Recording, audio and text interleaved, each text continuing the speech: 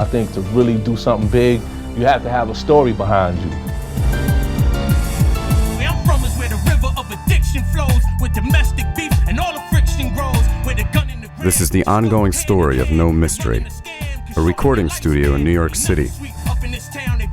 It's a historic underground studio where in the last 15 years, artists like Alicia Keys, Mobb Deep, Public Enemy, Wu-Tang Clan, Nelly, 50 Cent, and many others have come through.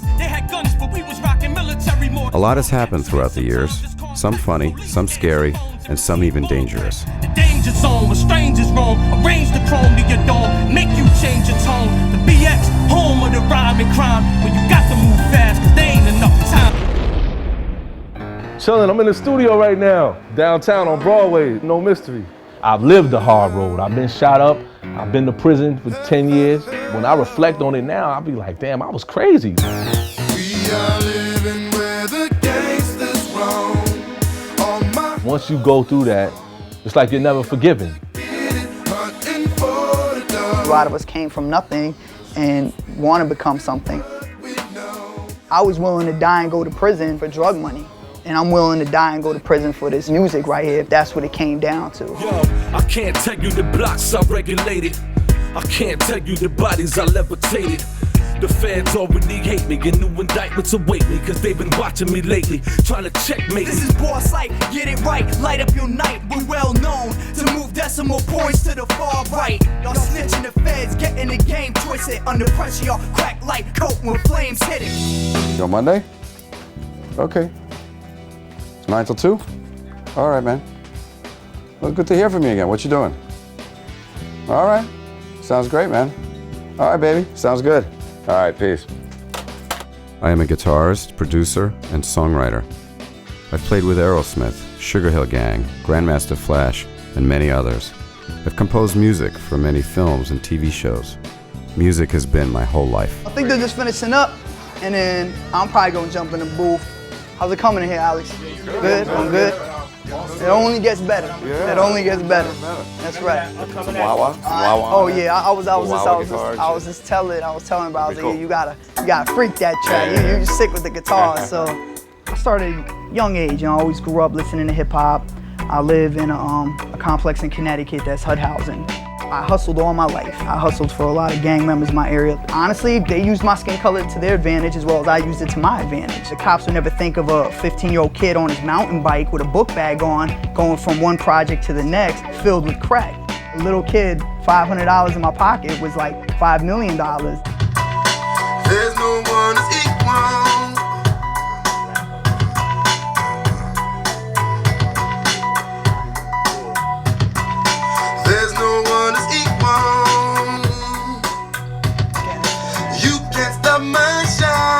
My father left the scene when I was about 4 years old. I had to learn how to ride a bike on my own and learn how to shave my face on my own. And a lot of the hustlers I knew were more of a father figure. They taught me the things that guys do growing up. Cool. You want to take him? It first started when I was in Detroit. It was a situation with the government after my mother, so we kind of went on a fugitive thing. We were on the run. I was there when the feds ran in the house to get my mother. I answered the door for them. They stuck guns in my face. I was like 11 or 12. Told me to get down on the floor. Like, what am I going to do at 12? She was on a conspiracy case that extended from Nicky Barnes' case. Nicky Barnes, he was a drug kingpin who my family was affiliated with very strongly. Prior to all of this taking place, my father got killed and Nick had him killed. It's the streets, you know, things happen, there's no rules really. They say it's rules, but there's really no rules because people make their own rules as they go along. This is the almighty hall. 1/3 of CRU representative. Before we get on the mic, sometimes we like to come up in here and pump it up. That's gangster, you know what I mean? Turn this into a gym as well. It's no mysteries. That's how we get down in here.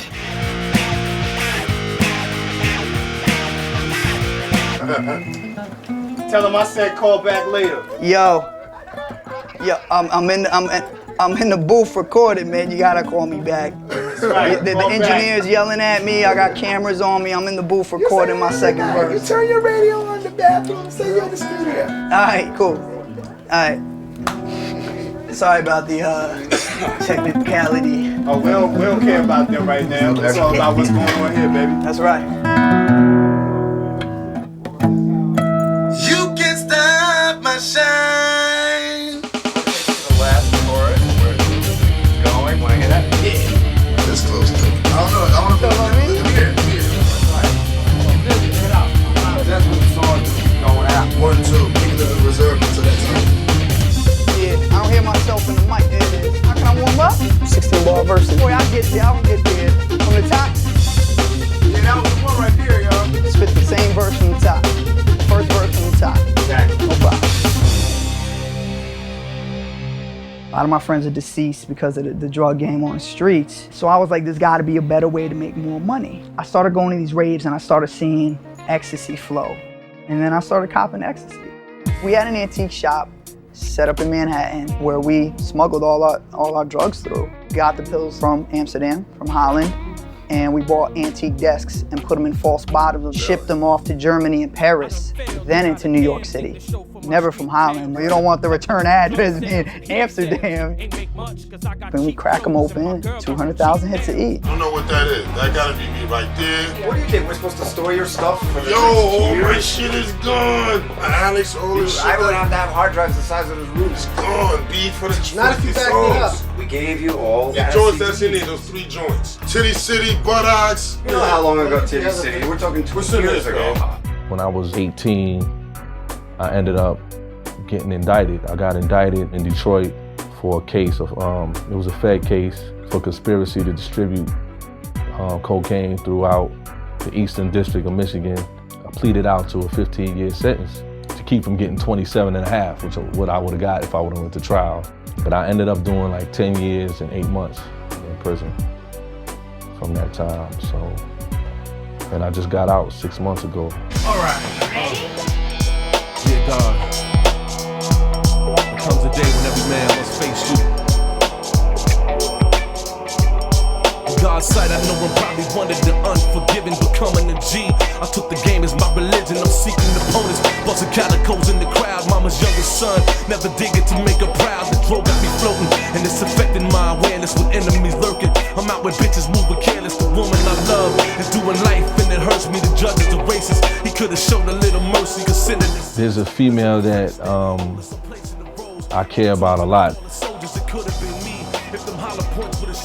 She got indicted like a year after me and went to trial on a murder case that a guy that she was with did something to someone which, you know, the guy died and they gave her conspiracy to the murder. She got life. She's really going through it. She's, you know, she's really going through it.